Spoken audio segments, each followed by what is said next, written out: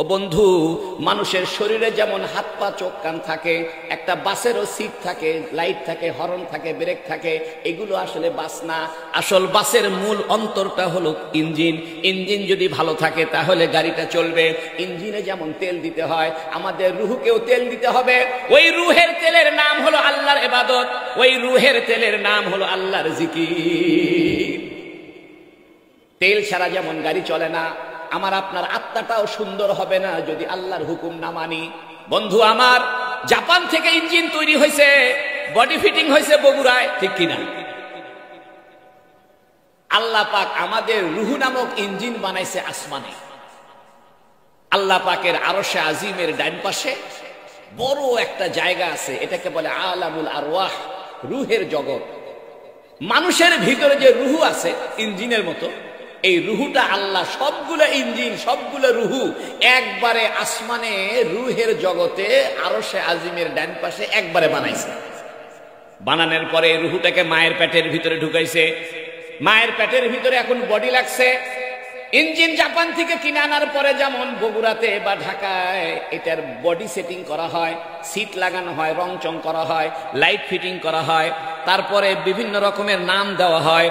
একই রকম ভাবে আমাদের রুহুটাকে আল্লাহ রুহের জগতে বানিয়ে মায়ের পেটের ভিতরে বডি সেটিং করছে। আল্লাহু আকবার। একটা বাস যেমন জাপান থেকে ইঞ্জিন কিনে আনা বগুড়াতে আইসা মেকানিকের কাছে দিয়া, যারা গাড়ির কাজ কাম করে এদেরকে দিয়া কি করে, বডি সেটিং করে। আমাদের এই ইঞ্জিন, রুহ নামক ইঞ্জিনের বডি সেটিং হয়েছে মায়ের পেটের মধ্যে। যখন মায়ের পেটের ভিতরে 8 মাস 9 মাস ছিলাম, এটা ছিল আমার রুহের উপরে একটা বডি সেটিং হওয়ার জায়গা। তারপরে আস্তে করে মায়ের পেটের থেকে বের হয়েছি, বাপ মায়ের নাম রাখছে। আচ্ছা, বাস যখন শাহ ফতে আলী বাস কিনছে তখনই কি নাম শাহ ফতে আলী দিছে, না পরবর্তীতে আমাদের ভাইরা দিছে? পরবর্তীতে নাম দিছে। আমাদের জীবনটাও সেরকম। আল্লাহ আমাদের কারো নাম ফজলুল করিম দিয়ে করে নাই, কারো নাম রেজাউল করিম বাদশাহ হয় নাই। তার বাপের নাম, তার বাবা তার নাম রাখছে বাদশাহ ভাই, তার মা বাবা তার নাম রাখছে। বাসটাও সেরকম। ইঞ্জিন আসার পরে বডি ফিটিং করে সকলে চিন্তা ভাবনা করে একটা নাম সেট করছে। ও বন্ধু আমার, আপনার নাম যেমন মা বাবা ঠিক করছে, এই বাসের নামও কিন্তু আমরা মিলে ঠিক করছি। এরপরে বাসটা চাকা লাগা রাস্তায় চলতেছে। চলতে চলতে চলতে চলতে মাঝখানে গিয়া চা খাওয়ার বিরতি দেয়। আমাদের এই বাসটাও দুনিয়াতে চা খাওয়ার বিরতির জন্য থামছে। আল্লাহু আকবার। এ বাসের গতি কিন্তু দুনিয়াতে শেষ হবে না, এ বাসটা চলতে থাকবে। প্রথমে বডি লাগছে মায়ের পেটের ভিতরে, সেখান থেকে দুনিয়ার রাস্তায় নেমে পড়ছে। আস্তে আস্তে দুনিয়াতে চলতেছে। 60 বছর 70 বছর দুনিয়াতে চলবে। ও বন্ধু, বাস যেমন পুরাতন হয়ে গেলে ইঞ্জিন দুর্বল হয়ে যায়, আমাদের বয়স হলো আমাদের ইঞ্জিনও দুর্বল হয়ে যায়, হাত পা দুর্বল হয়ে যায়, চোখের জ্যোতি কমে যায়, দাঁতের শক্তি কমে যায়। দুনিয়াতে যেমন চলতেছি, চলতে চলতে এক সময় আস্তে করে মৃত্যু আসবে, কবরের জায়গায় স্টপেজ দিবে। কবরে স্টপেজ দিলে এই বডিটা নষ্ট হয়ে যাবে, কিন্তু ভিতরের ইঞ্জিন রুহটা কিন্তু নষ্ট হবে না। কোরআন শরীফ যে সমস্ত জায়গায় নাজিল হয়েছে তার মধ্যে একটা জায়গা হলো পরিবহনের উপরে। সুবহানাল্লাহ বলেন। কোরআন শরীফ যুদ্ধের ময়দানে নাজিল হয়েছে, নবী আলাইহিস সালামের ঘরে নাজিল হয়েছে, রাস্তায় নাজিল হয়েছে, দিনের বেলা নাজিল হয়েছে, নামাজ পড়তে পড়তে নাজিল হয়েছে। ঠিক নবী যখন একটা পরিবহনে করে মক্কা থেকে মদিনায় যাচ্ছিলেন, রাস্তার ভিতরে নবী উট নামক পরিবহনের উপরে যখন ছিলেন, তখন আল্লাহ সূরা ফাতিহা নাজিল করেছেন। আল্লাহ ঘোষণা দিয়েছেন, ও নবী আপনি মন খারাপ করিয়েন না, ওরা আপনাকে এই বছর ওমরা করতে দিল না, আগামী বছর আপনি ওমরা করতে আসবেন। তবে আমি আপনাকে এই চুক্তির মাধ্যমে, আপনি যে একটু নরম হয়েছেন, একটু ঠান্ডা হয়েছেন, আপনি যে কাফেরদের সঙ্গে একটু চুক্তি করেছেন, এই চুক্তি আমার পছন্দ হয়েছে। এজন্য আমি আল্লাহ আপনাকে মক্কা বিজয়ের মতো মহান বিজয় দান করে দিলাম। এজন্য পরিবহন সেক্টরের ভাইদেরকে বড় সৌভাগ্য যে আল্লাহ পরিবহনের উপরেও কোরআন নাজিল করছে। 2 নম্বরে, আমরা যে ভাত খাই, ভাত খাওয়ার সময় যে দোয়া পড়ি, এই দোয়া কোরআন শরীফে নাই, হাদিসে আছে। আমরা যে ঘুমের দোয়া পড়ি, এই দোয়াটাও কোরআন শরীফে নাই, হাদিস শরীফে আছে। মসজিদে ঢুকতে যে দোয়া পড়ি, এটা কোরআন শরীফে নাই, হাদিসে আছে। কিন্তু বাসে উঠার যে দোয়া, এটা কোরআন শরীফে আছে। সুবহানাল্লাহ।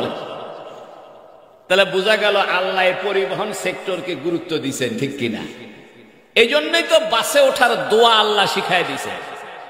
দেখেন, বাসে উঠতে যে দোয়া পড়া লাগে, এই দোয়াটা কোরআন শরীফে আল্লাহ কি বলছেন? সুবহানাল্লাযী সাখখারা লানা হাযা, সুবহানাল্লাযী সাখখারা লানা হাযা। ওই মহান সত্তা যিনি এই যানবাহনকে আমাদের আজ্ঞাবহ করেছেন, আমাদের আয়ত্তধীন করেছেন। সুবহানাল্লাহ। এত বড় একটা বাস, এত 5 টনের ট্রাক আপনি চালাচ্ছেন, বড় একটা হিনোকোস চালাইতেছেন 40 জন যাত্রী নিয়ে। এ বাস যদি আপনার কন্ট্রোলে আল্লাহ না দিত, হঠাৎ করে মাঝখানে যদি ব্রেক ফেল হয়ে যায়, হঠাৎ করে মাঝখানে যদি ইঞ্জিন বিকল হয়ে যায়, হঠাৎ করে যদি চাকা একটা বাস্ট হয়ে আগুন ধরে যায়, কারো জীবন বাঁচবে না। এজন্য যানবাহনে ওঠার আগে আল্লাহ দোয়া পড়তে বলছেন। আল্লাহ কোরআনে বলছেন, তোমরা যখন কোনো যানবাহনে উঠবা, সেটা উটের পিঠে হোক, ঘোড়ার পিঠে হোক, বাসে হোক, ট্রাকে হোক, লঞ্চে হোক, স্টিমারে হোক, মিনি বাসে হোক, কারের মধ্যে হোক, হুন্ডার মধ্যে হোক, সাইকেলের মধ্যে হোক, সমস্ত যানবাহনে ওঠার সময় এই দোয়াটা পড়বা। সুবহানাল্লাযী সাখখারা লানা হাযা। পবিত্রতা ঘোষণা করছি ওই আল্লাহর জন্য, যিনি এই বাহনকে আমার আয়ত্তে করে দিয়েছেন। সুবহানাল্লাহ। সুবহানাল্লাযী সাখখারা লানা হাযা ওয়া মা কুন্না লাহু মুকরিনিন। আমরা তো এই বাহনকে আয়ত্ত করতে পারতাম না, এই বাহনকে আমার কন্ট্রোলে আনতে পারতাম না। বাস্তব কথা বলি, আপনি রাতের বেলা গাড়ি চালাইতেছেন, হঠাৎ যদি ঘুম এসে আপনাকে আক্রমণ করে, ঘুমের মধ্যে কোনো বাহাদুরি চলে না। প্রধানমন্ত্রী যদি ঘুমে পেয়ে বসে, চেয়ার থেকে পড়ে যেতে হবে। বড় হুজুর নামাজ পড়াইতেছে, যদি ঘুম এসে তাকে আক্রমণ করে, ঘুম যদি তার চোখের মধ্যে ভর করে, নামাজ পড়াইতে পারবে না। আমাদের ড্রাইভার ভাইরা রাতকে রাত গাড়ি চালাইতেছে, বগুড়া থেকে গাড়ি চারছে, চট্টগ্রামের উদ্দেশ্যে রওনা হয়েছে। সমস্ত যাত্রীরা নাক ডেকে ঘুমায়, ড্রাইভারের চোখে ঘুম নাই। এই যে ড্রাইভারের সাহেবের চোখের মধ্যে ঘুমকে আল্লাহ চাপায় দিল না। যদি ড্রাইভারের চোখের ভিতরে ঘুম আল্লাহ চাপায় দিত, শুধু ড্রাইভার অ্যাক্সিডেন্ট করতো না, সমস্ত যাত্রীরা অ্যাক্সিডেন্ট করতো, ঠিক কিনা? ও বন্ধু, তাই আল্লাহ কোরআন শরীফে আমাদেরকে সতর্ক করে বলছেন, সুবহানাল্লাযী সাখখারা লানা হাযা। এই যে যানবাহন আমি তোমাকে দিয়েছি, এই যানবাহন আমি তোমার আয়ত্তাধীন করেছি, তোমার নিয়ন্ত্রণে করে দিয়েছি। ওমা কুন্না লাহু মুকরিনিন। আমরা এই যানবাহনকে আয়ত্তে রাখতে পারতাম না। তারপরে আল্লাহ বলতেছেন কি শোনেন, ওয়া ইন্না ইলা রাব্বিনা লামুনকালিবুন। আর আমরা অবশ্যই সবাই আমাদের রব আল্লাহর দিকে ফিরে যাব। ও ড্রাইভার ভাইরা, ও কন্ট্রাক্টর ভাইরা, ও শ্রমিক ভাইরা, আপনারা যেমন বগুড়া থেকে বাস ছেড়ে চট্টগ্রাম চলে যান, ঢাকায় চলে যান, আপনার আমার জীবন নামক বাসটাও একদিন আখেরাতে যায় ঠেকবে। বন্ধুরে, দুনিয়াতে যেমন বাস চালাইতেছেন, বগুড়া থেকে বাস ছাড়ছেন, চট্টগ্রামে চলে যায়, সিলেটে চলে যায়, বরিশালে চলে যায়, আপনি এক জায়গা থেকে আরেক জায়গায় চলে যান। আমরাও কিন্তু এই দুনিয়ার জায়গা থেকে কবরের জায়গায় চলে যাব, কবর থেকে হাসরের ময়দানে চলে যাব। এজন্য মানুষের জীবনের সাথে বাসের কন্ট্রাক্টর আর ড্রাইভার ভাইদের সঙ্গে একটা মিল আছে না নাই? বাস যেমন চলতে চলতে মাঝখানে বিরতি দেয়, ফুট ভিলেজে বিরতি দেয়, সিরাজগঞ্জ মোড়ে যায় বিরতি দেয়, আমাদের জীবন নামক বাসটাও বিরতি দিবে 5 জায়গায়। কয় জায়গায়?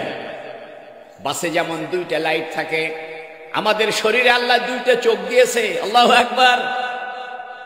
বাসের মধ্যে যেমন ডাইনের চাকা বামের চাকা থাকে, 4টা চাকা থাকে, আমাদেরকেও আল্লাহ 4টা হাত পাও দিছে। আল্লাহু আকবার। দেখেন, মানুষের জীবনের সাথে বাসের একটা কানেকশন আছে বন্ধু আমার। ও চার মাথার ভাইয়েরা, আপনারাও একটা দামি পেশার সঙ্গে জড়িত। আপনাদের পেশাকে নবী প্রশংসা করেছেন, নবী নিজেও ড্রাইভার ছিলেন। আল্লাহু আকবার। নবী নিজে উট চালাইছে, ঘোড়া চালাইছে। তো নবী যদি ঘোড়া চালায়, তো নবী ড্রাইভারই করছে না? নবীর পিছনে সাহাবীকে নিয়ে নবী ঘোড়া চালাইছে, উট চালাইছে। নবীর যুগে যদি বাস থাকতো, তাহলে নবী বাসের ড্রাইভারই করতো, ঠিক কিনা? নবী যেমন ইমামতি করেছে, নবী সেরকম গাড়িও চালাইছে। এই জন্য আপনারা নবীর প্রতিনিধি, এটা মনে রাখবেন। শুধু ড্রাইভার ভাইরা একটা শুধু ড্রাইভারই নয়, গভীরভাবে চিন্তা করলে বোঝা যাবে মানুষের জীবন নিয়ে তারা চলে। 40টা 45টা যাত্রী নিয়ে তারা বাসটা ছাড়ছে। সব যাত্রী ঘুমায়, সব যাত্রী খাওয়া দাওয়া করে, গল্প করে, কথাবার্তা বলে, মোবাইল টেপে। ড্রাইভার সাহেবের মোবাইল টেপার ক্ষমতা নাই, কারণ তার চোখকে সজাগ রাখতে হবে, তার পা দুটাকে সজাগ রাখতে হবে, হাত দুটাকে ঠিক রাখতে হবে। ড্রাইভারের স্টিয়ারিং যদি বাঁকা হয়ে যায়, গাড়িটা বাঁকা হয়ে যাবে। ড্রাইভার যদি ঘুমায় পড়ে, সব যাত্রী মারা পড়বে। ড্রাইভার যদি খাওয়া দাওয়া শুরু করে, বাসটা চলবে না। ও বন্ধু, একজন সমাজের নেতাও সেরকম ড্রাইভারের মতো। নেতা যদি ভালো হয়, জনগণ ভালো হবে। নেতা যদি মানুষের উপকারী হয়, নেতা যদি সজাগ থাকে, যাত্রী কখনো পথভ্রষ্ট হবে না। এজন্য আমি গাড়ি চালাইতে পারি না, তবে মনে মনে নিয়ত করছি গাড়ি চালান শিখবো। শুধু নবী গাড়ি চালাইছেন, অর্থাৎ উট চালাইছেন, সেই সুন্নত আদায়ের জন্য। সুবহানাল্লাহ। কারণ আমার নিয়ত হইল নবী জীবনে যা যা করছেন সবগুলো একবার হলেও করে মরে যাই। তার নবীরে যা কইতে পারবো যে ইয়া রাসূলুল্লাহ, আপনি যা যা দুনিয়াত করেছিলেন আমি একবার তা করছি। আমার ড্রাইভার ভাইয়েরা, আমার শ্রমিক ভাইয়েরা, আপনারা বড় দামি পেশার সঙ্গে জড়িত। নবী যেমন মসজিদে ইমামতি করতেন, নবী কিন্তু উটও চালাইছেন, ঘোড়াও চালাইছেন। নবীর যুগে যদি পাজেরো গাড়ি থাকতো, নবী পাজেরো গাড়িও চালাইতেন। নবীর যুগে পাজরা গাড়ি ছিল না, উট ছিল, এই জন্য উট চালাইছেন। নবীর উট সবচেয়ে দামি উট ছিল। সুবহানাল্লাহ। নবীর উটের নাম ছিল কসওয়া। কি নাম ছিল? কসওয়া। এবং কসওয়াকে নবী খুব ভালোবাসতেন। এই উটের গলা মুছে দিতেন, উটের মাথায় হাত দিয়ে বুলায় দিতেন এবং উটকে আদর করে খাওয়াইতেন। সুবহানাল্লাহ বলেন। আপনারও গাড়িটা ভালো করে মোছেন কিনা? গাড়ির মধ্যে তেল ঢুকায় দেন। এগুলো সব নবীর সুন্নতের সঙ্গে কানেকশন। ইসলাম বড় কঠিন জিনিস নয়, ইসলাম সহজ জিনিস। আপনি চাইলে ইসলামকে সব জায়গায় ফিটিং করে ব্যবহার করতে পারবেন। আপনি নিজেকে শুধু ড্রাইভার মনে করেন না, শ্রমিক মনে করেন না, কন্ট্রাক্টর মনে করিয়েন না। আপনি যদি মনে মনে চিন্তা করেন নবী যেমন উট চালাইছে, আমিও বাস চালাই, এই নিয়ত করার সঙ্গে সঙ্গে একটা সুন্নতের আমলের সওয়াব পেয়ে যাবে। আপনি বাস চালাইবেন, সুন্নতের সওয়াব হবে। আপনি বাস চালাবেন, জিকির করে করে বাসটা চালান। নবী আলাইহিস সালাতু ওয়াস সালাম সব সময় জিকিরে থাকতো। ও ড্রাইভার ভাইরা, ও শ্রমিক ভাইরা, রাতের বেলা গাড়ি চালাইতেছেন, জবানটাকে বন্ধ রাখিয়েন না। সুবহানাল্লাহ সুবহানাল্লাহর জিকির করেন, দরুদ শরীফ পড়তে পড়তে গাড়ি চালান। আমি কসম করে বলি, আপনি যদি দোয়া পড়ে গাড়িতে ওঠেন, গাড়ি চালানোর সময় ডান পাওটা গাড়িতে আগে রাখেন, স্টিয়ারিং ধরার সময় বিসমিল্লাহ বলে স্টিয়ারিংটা ধরেন, আর জিকির করতে করতে গাড়ি চালান। নবী যেমন উট চালায় আর নবীর দায়িত্ব পালন করেছেন, আপনিও গাড়ি চালায় কাল কিয়ামতের ময়দানে নবীর সুন্নতের আমল করে জান্নাত পেয়ে যেতে পারে। আমাদের জীবনের সাথে বাসের একটা সম্পর্ক আছে। আমাদের যেমন দুইটা চোখ আছে, বাসেরও দুইটা চোখ আছে। আছে কিনা? বাসের দুই চোখের নাম কি? লাইট। আমাদের বাসের যেমন ব্রেক আছে, আমাদেরও ব্রেক আছে। আমার মনে চায় একটা সুন্দরী মেয়ের দিকে তাকায় থাকি, কিন্তু ভিতরে ব্রেক আছে যে না, আমি একটা ইমাম মানুষ, হুজুর মানুষ, ব্রেক মারিয়া তাকাইলাম না। ঠিক কিনা? মনে চায় একটু 2 নম্বরই করি নাকি? মনে কর অবৈধ টাকা আছে, কার না মনে চায় লাখ লাখ টাকা হোক। মানুষ যেমন ব্রেক করে গাড়ি থামাইতে পারে, মানুষ চাইলে ব্রেক করে গুনাহ থেকে বাঁচতে পারে। ঠিক কিনা? গাড়ির মধ্যে ব্রেক আছে, আমার জীবনের ভিতরে ব্রেক আছে। গাড়ির ভিতরে হর্ন আছে, আছে না? প্যাঁ প্যাঁ করে বাজায়। আমাদের জীবনেও তো হর্ন আছে। আমরা তো বলি ভাই এ কাজ করিও না, এ ভাই ডানে যাও, বাঁয়ে যাও। গাড়িতে যেমন সিগন্যাল লাইট জ্বলে, সিগন্যাল বুঝায় গাড়িটা বাম দিকে যাবে। গাড়ির সিগন্যাল যখন ডান দিকে জ্বলে, মানুষে বুঝে গাড়িটা ডান পাশে যাবে। গাড়ি যখন বারবার হর্ন দেয়, বুঝায় সামনে সাইড আছে, সাইড করে দাও। ও বন্ধু, আমাদের জীবনেও দুইটা চোখ দিয়েছে আল্লাহ পাক। এই চোখটাকে রাখতে হবে আখিরাতের দিকে, এই চোখটাকে রাখতে হবে আল্লাহর হুকুমের দিকে। একজন ড্রাইভারের চোখ যেমন রাস্তার মাঝখানে থাকে, সে ডানে বামে তাকায় কম, শুধু রাস্তার দিকে সে ফলো করে, সামনে থেকে কোন গাড়ি আসতেছে, ওই গাড়িটার গতি কি, সে কোন দিকে সাইড নেবে, এমন চিন্তা করে যেমন গাড়ি চালাইতে হয়, আমাদের জীবনটাকেও ওই গাড়ির মতো চিন্তা ভাবনা করে চালানোর দরকার আছে না নাই? তাই নবী আলাইহিস সালাতু ওয়াস সালাম বলেছেন, তুমি তোমার জীবনকে পরিচালিত করো। কুন ফিদ দুনিয়া কান্নাকা গারীব, তুমি দুনিয়াতে এমন ভাবে থাকো যেন তুমি একজন অপরিচিত ভিনদেশী মানুষ, আও আবিরু সাবিল, অথবা একটা রাস্তা অতিক্রম করে যাচ্ছ। ও বন্ধু, ড্রাইভার সাহেবরা যেমন বগুড়া থেকে ঢাকার রাস্তা অতিক্রম করে চট্টগ্রাম চলে যায়, আমরাও কিন্তু জীবনের রাস্তা অতিক্রম করে কবরের দিকে যাচ্ছি। আমাদের গাড়িতে একটা ইঞ্জিন থাকে কিনা? এই ইঞ্জিনটা বানাইছে জাপান। হিনো গাড়ি, কত কিছু গাড়ি আছে, মাজদা গাড়ি, তারপরে আরো কত কি, ভলভো গাড়ি, স্ক্যানিও গাড়ি, নাম শুনি খালি দেখি। এই গাড়ি আসল না ইঞ্জিন আসল? মনে করেন গাড়ির রং চং খুব সুন্দর, খুবই সিট টিট দামি, কিন্তু ইঞ্জিন নাই, ইঞ্জিন খুলে রাখছে, গাড়ি চলবে না। আসলে গাড়ি চলে না, চলে ইঞ্জিন। আমরাও চলি না, আমাদের রুহুটা চলে। আল্লাহু আকবার। আমরা যে চোখে দেখি, আসলে চোখ দেখে না, দেখে আমাদের আত্মাটা চোখ দিয়ে দেখে।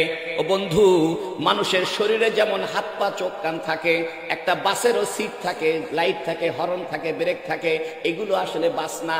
আসল বাসের মূল অন্তরটা হলো ইঞ্জিন। ইঞ্জিন যদি ভালো থাকে তাহলে গাড়িটা চলবে। ইঞ্জিনে যেমন তেল দিতে হয়, আমাদের রুহকেও তেল দিতে হবে।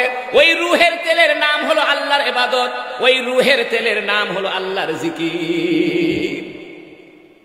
তেল ছাড়া যেমন গাড়ি চলে না, আমার আপনার আত্মাটাও সুন্দর হবে না যদি আল্লাহর হুকুম না মানি। বন্ধু আমার, জাপান থেকে ইঞ্জিন তৈরি হয়েছে, বডি ফিটিং হয়েছে বগুড়ায়, ঠিক কিনা? আল্লাহ পাক আমাদের রুহু নামক ইঞ্জিন বানাইছে আসমানে। আল্লাহ পাকের আরশে আজিমের ডান পাশে বড় একটা জায়গা আছে, এটাকে বলে আলামুল আরওয়াহ, রুহের জগৎ।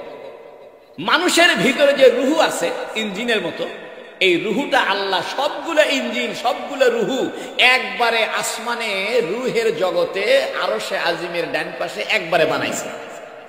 বানানোর পরে রুহুটাকে মায়ের পেটের ভিতরে ঢুকাইছে। মায়ের পেটের ভিতরে এখন বডি লাগছে। ইঞ্জিন জাপান থেকে কিনে আনার পরে যেমন বগুড়াতে বা ঢাকায় এটার বডি সেটিং করা হয়, সিট লাগানো হয়, রং চং করা হয়, লাইট ফিটিং করা হয়, তারপরে বিভিন্ন রকমের নাম দেওয়া হয়। একই রকম ভাবে আমাদের রুহুটাকে আল্লাহ রুহের জগতে বানিয়ে মায়ের পেটের ভিতরে বডি সেটিং করছে। আল্লাহু আকবার। একটা বাস যেমন জাপান থেকে ইঞ্জিন কিনে আনা বগুড়াতে আইসা মেকানিকের কাছে দিয়া, যারা গাড়ির কাজ কাম করে এদেরকে দিয়া কি করে, বডি সেটিং করে। আমাদের এই ইঞ্জিন, রুহ নামক ইঞ্জিনের বডি সেটিং হয়েছে মায়ের পেটের মধ্যে। যখন মায়ের পেটের ভিতরে 8 মাস 9 মাস ছিলাম, এটা ছিল আমার রুহের উপরে একটা বডি সেটিং হওয়ার জায়গা। তারপরে আস্তে করে মায়ের পেটের থেকে বের হয়েছি, বাপ মায়ের নাম রাখছে। আচ্ছা, বাস যখন শাহ ফতে আলী বাস কিনছে তখনই কি নাম শাহ ফতে আলী দিছে, না পরবর্তীতে আমাদের ভাইরা দিছে? পরবর্তীতে নাম দিছে। আমাদের জীবনটাও সেরকম। আল্লাহ আমাদের কারো নাম ফজলুল করিম দিয়ে করে নাই, কারো নাম রেজাউল করিম বাদশাহ হয় নাই। তার বাপের নাম, তার বাবা তার নাম রাখছে বাদশাহ ভাই, তার মা বাবা তার নাম রাখছে। বাসটাও সেরকম। ইঞ্জিন আসার পরে বডি সিটিং করে সকলে চিন্তা ভাবনা করে একটা নাম সেট করছে। ও বন্ধু আমার, আপনার নাম যেমন মা বাবা ঠিক করছে, এই বাসের নামও কিন্তু আমরা মিলে ঠিক করছি। এরপরে বাসটা চাকা লাগায় রাস্তায় চলতেছে। চলতে চলতে চলতে চলতে মাঝখানে গিয়া চা খাওয়ার বিরতি দেয়। আমাদের এই বাসটাও দুনিয়াতে চা খাওয়ার বিরতির জন্য থামছে। আল্লাহু আকবার। এ বাসের গতি কিন্তু দুনিয়াতে শেষ হবে না, এ বাসটা চলতে থাকবে। প্রথমে বডি লাগছে মায়ের পেটের ভিতরে, সেখান থেকে দুনিয়ার রাস্তায় নেমে পড়ছে। আস্তে আস্তে দুনিয়াতে চলতেছে, 60 বছর 70 বছর দুনিয়াতে চলবে। ও বন্ধু, বাস যেমন পুরাতন হয়ে গেলে ইঞ্জিন দুর্বল হয়ে যায়, আমাদের বয়স হলো আমাদের ইঞ্জিনও দুর্বল হয়ে যায়, হাত পা দুর্বল হয়ে যায়, চোখের জ্যোতি কমে যায়, দাঁতের শক্তি কমে যায়। দুনিয়াতে যেমন চলতেছি, চলতে চলতে এক সময় আস্তে করে মৃত্যু আসবে, কবরের জায়গায় স্টপেজ দিবে। কবরে স্টপেজ দিলে এই বডিটা নষ্ট হয়ে যাবে, কিন্তু ভিতরের ইঞ্জিন রুহুটা কিন্তু নষ্ট হবে না। বাসের চাইলে পরে মানুষ বাসের নাম পাল্টাইতে পারে, চাইলে বাসের বডিটাও পরিবর্তন করে নতুন বডি লাগাইতে পারে। আল্লাহ মায়ের পেটের ভিতরে বডি লাগাই দিছে, রক্তগ্রস্ত হাড্ডির দেহ। এই দেহটা দুনিয়া পর্যন্ত টিকবে, এই বডি দুনিয়া পর্যন্ত টিকবে। দুনিয়া থেকে যেই কবরে চলে যাব তখন এই বডি আর থাকবে না, তখন নতুন বডি লাগানো হবে, ইঞ্জিন কিন্তু আগেরটাই। আল্লাহু আকবার। ভিতরে যে রুহু দিছে আল্লাহ, এই রুহু কিন্তু মৃত্যু নাই। মানুষের শুধু দেহের মৃত্যু হয়। এই জন্য মৃত্যুকে আরবি ভাষায় 3 শব্দে ব্যবহার করা হয়। বলা হয় মৌত, অথবা এন্তেকাল, অথবা ওফাত। ভালো করে শুনে, মৃত্যু 3 সাইজের আছে। একটা মৃত্যুকে আরবিতে বলে মৌত। আমরা বলি না যে লোকটা মৌত হয়ে গেছে, আরবিতে মৌত মানে শুকিয়ে যাওয়া। আরবিতে মৌত শব্দের অর্থ হলো নিস্তেজ হয়ে যাওয়া।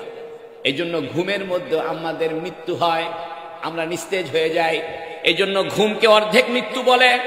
এই জন্য নবী ঘুমের আগে একটা দোয়া পাঠ করতেন, আল্লাহুম্মা বিসমিকা আমুতু ওয়া আহইয়া। হে আল্লাহ, আপনার নামেই মরে যাচ্ছি, মানে আমি নিস্তেজ হয়ে যাচ্ছি, আমি আর নড়াচড়া করতে পারবো না, চোখে দেখতে পারবো না, আমার ব্রেন আর কাজ করবে না, আস্তে করে আমি বিছানায় ঘুমায় গেলাম। এই জন্য ঘুম এক ধরনের মৃত্যু। এই জন্য মৌতকে আরবিতে বলে শুকিয়ে যাওয়া, নিস্তেজ হয়ে যাওয়া। শুকনা জমিনকেও মৃত জমিন বলা হয়। আল্লাহ কোরআনে বলছেন, ফাআহইয়া বিহি আরদাল বিহিল আরদাল মাইতা, আমি মৃত জমিনকে বৃষ্টির পানির দ্বারা জীবন ফিরিয়ে দিই। একটা নাম হলো মৌত, মানে শুকিয়ে যাওয়া। প্রত্যেকদিন রাত্রে আমাদের মৌত আসে, অর্থাৎ আমরা নিস্তেজ হয়ে যাই। ঘুমের মধ্যে ব্রেন কাজ করে না, ঘুমের মধ্যে খাওয়া দাওয়া চলে না, ঘুমের মধ্যে শরীরের হাঁটাহাঁটি বন্ধ, ঠিক কিনা? কিন্তু মজার কথা কি জানেন, ঘুমের মধ্যে আমরা কিন্তু স্বপ্নের মধ্যে খাওয়া দাওয়া করতে পারি। যদিও বাস্তবে খাওয়া দাওয়া ঘুমের মধ্যে সম্ভব হয় না, কিন্তু ঘুমের মধ্যে স্বপ্নের ভিতরে আমরা খাইতে পারি।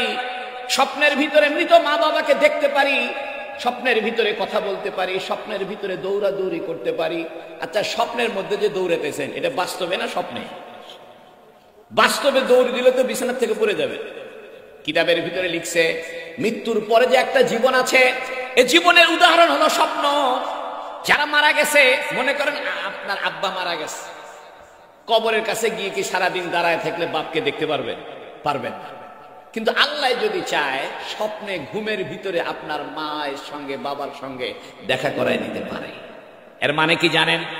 মৃত মা বাবা আসলে হারায় যায়নি, ওরা আরেক জায়গায় আছে। মানুষ মারা গেলে একবারে ভ্যানিশ হয়ে যাবে না, মানুষ মারা গেলে একবারে ধ্বংস হয়ে যাবে না। মানুষ একটা জায়গায় আবার অবস্থান করে। যেমন বাংলাদেশ থেকে মানুষ সৌদি আরবে চলে যায়, এর মানে সৌদি আরবের লোকটা ধ্বংস হয়নি, ওইখানে আছে, নতুন আবহাওয়ার মধ্যে সে আছে, নতুন দেশে গেছে। মানুষ মৃত্যুর পরেও নতুন একটা দেশে যাবে, ওই দেশের নাম আখিরাতের দেশ, ওই দেশের নাম কবরের দেশ, ওই দেশের নাম পরকালের দেশ। ও বন্ধু, পরকালের দেশের মধ্যে মানুষ কিন্তু নষ্ট হয়ে যায় না, ওইখানে তারা আছে। এই জন্যই তো ঘুমের মধ্যে স্বপ্নের ভিতরে মৃত মানুষের সঙ্গে দেখা হয়। তাহলে মায়ের পেটের ভিতরে আমাদের বডি লাগছে, দুনিয়ার মধ্যে আমরা ছেড়ে দিছে। দুনিয়ায় যেমন বাস চলে, আমরা দুনিয়াতে চলতেছি। চলতে চলতে বড় একটা স্টপেজ হবে, তার নাম হলো কবর। তার নাম কি? কবর। কবরের স্টপেজে গেলে আমাদের বডিটা চেঞ্জ হয়ে যাবে, নতুন বডি লাগবে। রক্তগোস্তর হাড্ডির এই বডি, এটা মাটি খায় ফেলবে, নতুন বডি লাগবে। কবরের মধ্যে কিছুদিন থাকার পরে হাসরের ময়দানে আবার এই রুহুটা উঠে আসবে, কবরের থেকে সব জিন্দা হয়ে উঠে আসবে। ওঠার পরে হাসরের ময়দানে আবার স্টপেজ দিবে। হাসরের ময়দানে হিসাব নিকাশ হবে, কেমনে গাড়িটা চালাইছো। ও বন্ধু, দুনিয়াতে গাড়ির মধ্যে রং চটে গেলে যেমন মনটা খারাপ লাগে, গাড়ির মধ্যে আরেকটা গাড়ি ধাক্কা মারলে যেমন কষ্ট হয়। একটা প্রিমিয় গাড়ি কিনছেন, পাশের ভ্যানওয়ালা যদি প্রিমিয় গাড়ির রংটা চটায় দেয়, মনের মধ্যে দুঃখ লাগে, কষ্ট লাগে, ঠিক কিনা? ও বন্ধু, দুনিয়াতে এমন ভাবে চলো যাতে তোমার গায়ের মধ্যে গুনাহের দাগ না লাগে। দুনিয়াতে গাড়ির মধ্যে দাগ লাগলে যেমন গাড়ির রং উঠে গেলে কষ্ট লাগে, দুনিয়াতে এমন ভাবে চলো যেন আখিরাতের গুনাহের কোনো দাগ না লাগে। ও বন্ধু, যদি দাগ লাগেও যায়, পরে আবার সেটাকে রং করে পালিশ করে ঠিক করে ফেলে। যদি গুনাহ হয়ে যায়, তাহলে তওবা করে আবার আগের মতো রংটা ফিরে আনো। দুনিয়াতে বাসের মধ্যে যেমন রং উঠে যায়, তখন নতুন করে পেইন্টার মিস্ত্রি দিয়ে সেই রং করে। দুনিয়াতে চলতে গেলে গুনাহ হতেই পারে, কিন্তু গুনাহ হয়ে গেলে আর বসে থাকার উপায় নাই। এই গুনাহ হয়ে গেলে আবার নতুন করে তওবা করলে আল্লাহ গুনাহ মুছে দেয়। যেমন বাসের রং চটে গেলে নতুন করে রং করে আগের মতো করা যায়, গুনাহ থেকে তওবা করলে আল্লাহ আবার আগের মতো নিষ্পাপ বানায় দেয়। তাই আমি ড্রাইভার ভাইদেরকে বলবো, কয়েকটা অনুরোধ করি। এক নম্বর অনুরোধ, নামাজের সময় গাড়িটা থামায় দিবেন। যতগুলান লোক নামাজ পড়বে প্রতিটা লোকের নামাজের সওয়াব আপনি পাবেন। একটা ঘটনা বলি শোনেন। আমি আমার ওস্তাদ, যার কাছে বুখারী শরীফ আমি পড়েছি, উনার বয়স ছিল প্রায় 90 বছর। 90 বছর বেঁচে ছিলেন। জিনেরা উনার মুরিদ ছিল। আমি উনার কাছে বুখারী শরীফ একদম সামনাসামনি বসে সারাটা বছর বুখারী শরীফ ওনার কাছে পড়েছি। তো উনি আর আমি একদিন ঢাকায় আসতেছি, তো বাসের কন্ট্রাক্টর সাহেবকে আমার হুজুর বললেন, বুড়া মানুষ, বলছে বাবা গাড়িটা থামা, নামাজটা পড়ি। তো কন্ট্রাক্টর করছে, হুজুরের সিটের মধ্যেই পড়েন তো। আমার হুজুর বলতেছে, সিটের মধ্যে নামাজ হবে না বাবা, তোমরা তো চা খাওয়ার জন্য দাঁড়াবে, একটু জায়গার দাঁড়াও। বলছে না না না, টাইমের গাড়ি, থামাইনি। এরপরে হুজুর জিকির শুরু করছে। কিছুক্ষণ যাওয়ার পরে গাড়িটা গেছে চাকা পাঞ্চার। এখন হুজুর আমাকে বলতেছে, দেখলে এরা আমার কথা শোনে না, টাইম মতো কথা শোনে না, এই জন্য এখন চাকা যে পাঞ্চার হয়ে গেছে। হুজুর নামছে, নামে নামাজ কালাম শেষ। যেই নামাজ শেষ হয়েছে আস্তে আস্তে গাড়ি আবার ঠিক হয়ে গেছে। এই জন্য আপনাদেরকে একটা অনুরোধ করব, ড্রাইভার ভাইদেরকে, গাড়ির মালিকদেরকে, গাড়ির শ্রমিকদেরকে, নামাজের সময় গাড়িটা থামায় দিবেন। কারণটা কি জানেন? এই গাড়ি তো আপনার নিয়ন্ত্রণে ছিল না। সুবহানাল্লাযী সাখারা লানা হাযা, এই গাড়ি তো নিয়ন্ত্রণ আল্লাহ আপনার হাতে দিয়েছে। আপনি বলেন তো দেখি, যদি গাড়ি চালাইতে চালাইতে আপনার পায়ের ব্রেকটা যদি পায়ের মধ্যে মশা কামড় মারে আর পায়ের ব্রেকটা ঠিক মতো না চাপতে পারেন, গাড়িতে অ্যাক্সিডেন্ট হবে। আপনার হাতটা যদি অবশ হয়ে যায়, আপনি তো স্টিয়ারিং ধরে রাখতে পারবেন না। যে কোনো মুহূর্তে হাত অবশ হয়ে যেতে পারে, যে কোনো মুহূর্তে হাতের মধ্যে ঝিনঝিন আরম্ভ করে দিতে পারে, যে কোনো মুহূর্তে আপনার ঘুম আসতে পারে, যে কোনো মুহূর্তে স্ট্রোক করতে পারেন, ঠিক কিনা? সেই দিন পেপারে দেখলাম এক পাইলট প্লেন চালাইতে চালাইতে স্ট্রোক করছে। পরে ওই পাইলটকে সরায় দিয়ে আর এক পাইলট প্লেন ধরছে, ওই পাইলট মরেই গেছে। এর মানে কি জানেন? আল্লাহ দেখায়, শোনো, এ যানবাহন তোমরা যতই বড় বিজ্ঞানী হও, যত বড় অটোমেটিক গাড়ি কিনো, যত বড় রিমোট কন্ট্রোল গাড়ি কেন, সব রিমোটের মালিক কে? এই জীবনের রিমোটটা কার হাতে? মিনহা খালাকনাকুম, আমি তো তোমাকে মাটির থেকে সৃষ্টি করেছি। ওয়া ফিহা নুঈদুকুম, এই মাটির ভিতরে আবার তোমাকে রাখবো। ওয়া মিনহা নুখরিজুকুম তারাতান উখরা। ও বন্ধু, এটা মনে রাখবেন, জীবনের রিমোট কিন্তু আল্লাহর হাতে। যে কোনো মুহূর্তে আল্লাহ চাইলে আপনাকে ডাক দিয়ে নিতে পারে, যে কোনো মুহূর্তে চাইলে আপনাকে অসুস্থ করে দিতে পারে। সুস্থ করার মালিক কে? যে আল্লাহ আপনাকে এত বড় যানবাহনের ড্রাইভার বানাইলো, চালক বানাইলো, নেতাদেরকে জনগণের চালক বানাইলো, হুজুরদেরকে মুসল্লিদের চালক বানাইলো, ঠিক কিনা? এই জন্য বুখারী শরীফে আদেশ আছে, আলা কুল্লুকুম রাইন, তোমরা সবাই রাখাল, অকুল্লুকুম মাসউলুন আন রাইয়াতিহিম, এবং তোমাদের সবাইকে তোমাদের অধীনস্থ লোক সম্পর্কে জিজ্ঞেস করা হবে যে তোমাকে নেতা বানিয়েছিলাম, তুমি জনগণের কি করেছো? তোমাকে ড্রাইভার বানিয়েছিলাম, তুমি কতটুকু সতর্ক করে গাড়ি চালাইছো? তোমাকে মসজিদের ইমাম বানাইছিলাম, তুমি কতটুকু খুশুখুজুর সাথে ভালো মতো সেজদা দিয়ে ভালো মতো নামাজটা পড়াইছো? এখন আমি নামাজ পড়াচ্ছি আর মনে মনে চিনতে, বাজারে চিনতে, তাহলে আল্লাহ কিয়ামতের দিন ধরবো যে তোরে আমি ইমাম বানাইছি, তুই নামাজের মধ্যে বাজারে চিন্তা করিস, টিউশনের চিন্তা করিস, নামাজের মধ্যে চিন্তা করিস কি করে খামো, তাহলে আমারে আল্লাহ ধরবো, ঠিক কিনা? শেষ করে দিস, হ্যাঁ।